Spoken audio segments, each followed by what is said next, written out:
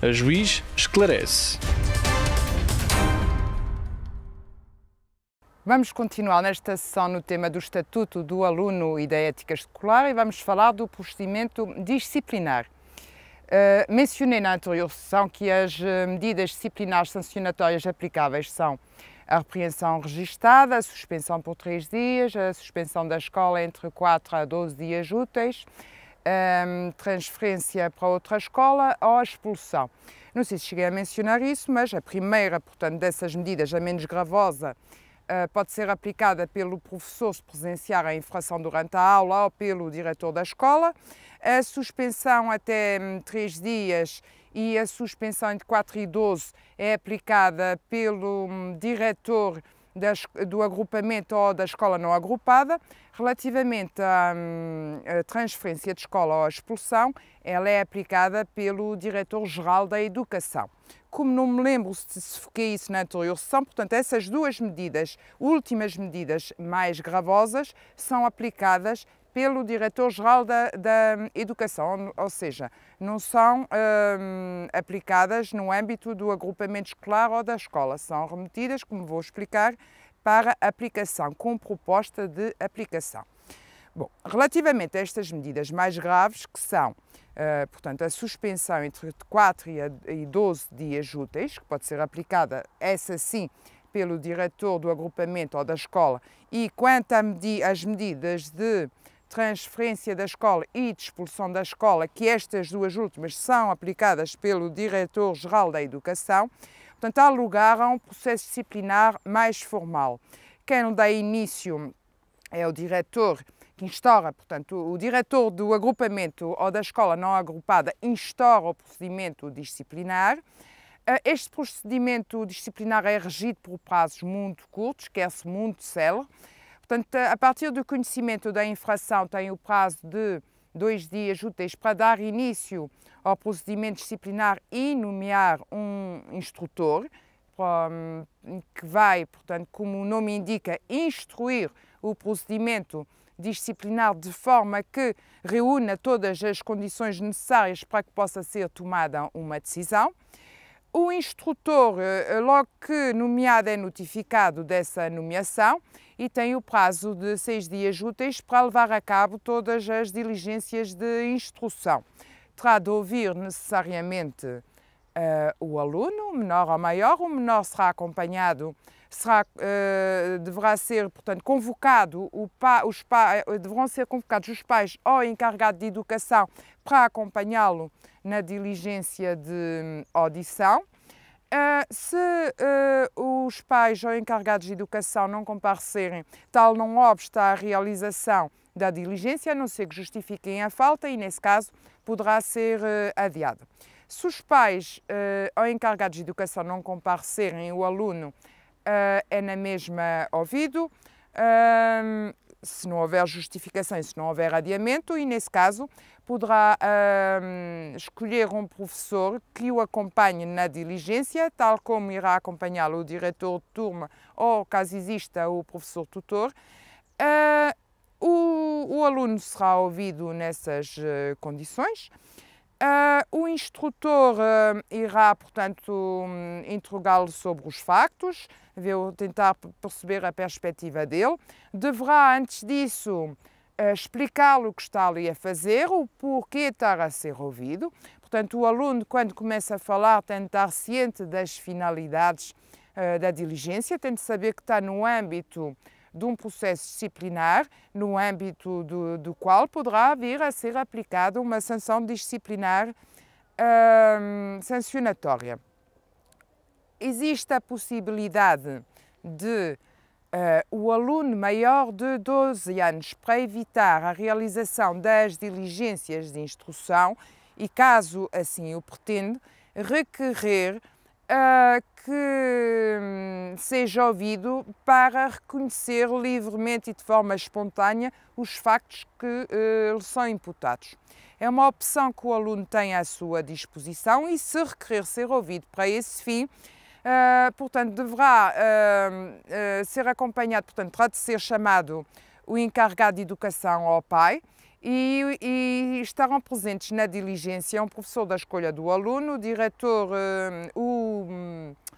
diretor de turma ou, caso exista, um professor tutor,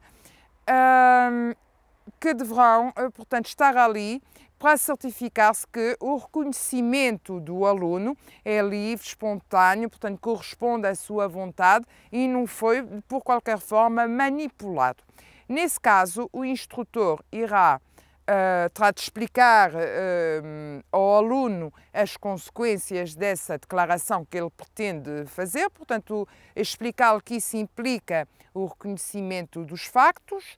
que o reconhecimento dos factos pode implicar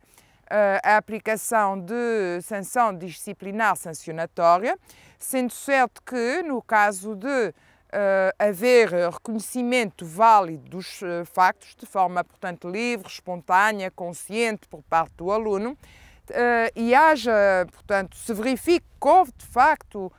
a prática de uma infração disciplinar, esse reconhecimento dos factos pelo aluno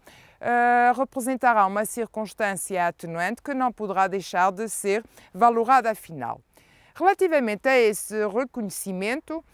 por parte do aluno dos factos que praticou, portanto, as declarações que ele venha a prestar nesse âmbito são reproduzidas num auto, que terá de ser lido ao aluno, que deverá verificar se aquilo que ficou a constar corresponde ou não àquilo que efetivamente disse e reconheceu. Tal leitura e as declarações subsequentes do aluno serão também presenciadas por quem estiver no ato e quem tem de estar, o pai ou encarregado de educação, o professor da escolha do aluno e o delegado de turma, que estão ali para precisamente certificar que aquelas declarações que ficaram a constar em auto são fidedignas e correspondem a uma manifestação de vontade livre, espontânea e consciente do próprio aluno. O que é que vai acontecer de seguida? Portanto, depois de lidos os factos que ficaram a constar do auto, esse auto tem de ser assinado por todos os presentes. A assinatura das outras pessoas presentes, para além do aluno, visam, como já disse, certificar que se seguiu este procedimento todo, que o aluno está ciente das consequências da sua declaração e que as declarações consignadas em auto correspondem precisamente àquilo que o aluno pretendeu reconhecer. O aluno tem de ser o primeiro a assinar, seguindo-se as assinaturas dos demais presentes. Relativamente aos presentes, não sei se já mencionei que no caso de o pai ou encarregado de educação convocados não comparecerem e não pedirem o adiamento por motivo justificado, a diligência tem no mesmo lugar, a pedido, portanto, do aluno, que pediu para ser ouvido a fim de reconhecer os factos, portanto, mas na presença dos demais intervenientes que eu atrás mencionei.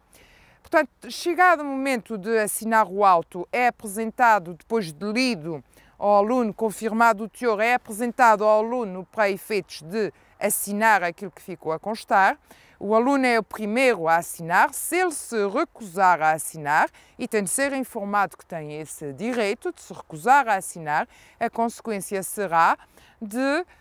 terem de ser levadas a cabo as diligências de instrução do procedimento disciplinar, portanto, acaba por não ter validade de reconhecimento aquilo que declarou e ficou a constar no auto. Portanto, a finalidade da diligência, que era consignar em auto o reconhecimento por parte do aluno, de forma livre, válida, consciente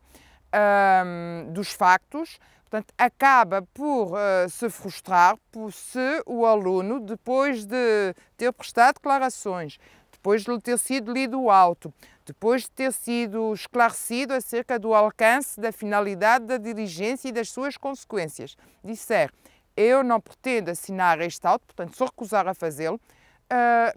voltamos ao início e, portanto, o instrutor fica obrigado a proceder a todas as diligências que se revelarem necessárias para apuramento dos factos. Portanto, só poderá considerar-se que há reconhecimento válido por parte do aluno maior de 12 anos dos fatos que lhe são imputados, estão em averiguação, se ele, de forma livre, consciente e livre, prestar as declarações, reconhecer que as declarações que estão no auto são efetivamente as que quis prestar, se mostrar ciente das consequências desse reconhecimento e, afinal, assinar o auto. Para além disso, é necessário, para além da assinatura por parte do aluno, que todos os restantes presentes atestem também pela sua assinatura que a diligência, portanto, decorreu de forma regular, com a observância de todos esses direitos do aluno que eu mencionei, e, nomeadamente, que o aluno foi devidamente esclarecido acerca do alcance e finalidades daquelas declarações que irão dispensar as demais diligências instrutórias. De todas as diligências que forem levadas a cabo pelo instrutor, é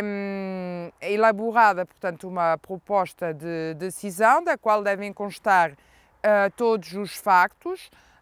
que estão em discussão, os meios de provas valorados, porque é que se deu relevo a uns e não a outros, de que forma, portanto, se fundou a convicção e uma proposta de sanção disciplinar. Competirá, portanto, neste caso, como já mencionei, ao diretor do agrupamento ou da escola não agrupada aplicar a sanção disciplinar de suspensão entre 4 a 12 dias úteis, se concordar com o que consta da proposta e se entender que aquela sanção que vem proposta é adequada, é a mais idónea face aos fatos que estão em discussão. Nos restantes casos, portanto, transferência ou de expulsão da escola, competirá ao diretor do agrupamento ou da escola remeter a proposta de decisão ao diretor-geral da Educação, que irá proferir a decisão que considerar mais adequada, sendo certo, como já disse, relativamente à transferência de escola, é necessário, portanto, que exista outra escola na localidade ou perto dela e que esteja servida de transportes públicos ou escolar. Portanto, o diretor-geral da Educação, relativamente à decisão de transferência ou de expulsão, profere a decisão, remete a decisão ao diretor da escola, que fica da escola ou do agrupamento escolar. E o diretor terá de notificar o aluno maior ou, no caso de alunos menores, os pais ou encarregados de educação presencialmente, ou se tal não for possível, através de carta registada com aviso de recepção, considerando-se que a notificação tem lugar quando é assinado o aviso de recepção. Relativamente ao procedimento disciplinar, portanto, que tem de ser observado sempre que estejam em causa estas 3 medidas mais gravosas de suspensão da escola entre 4 e 12 dias úteis, transferência e de exclusão da escola, penso ter dito o essencial. Oxalá tenha sido clara, bem-aja pela atenção.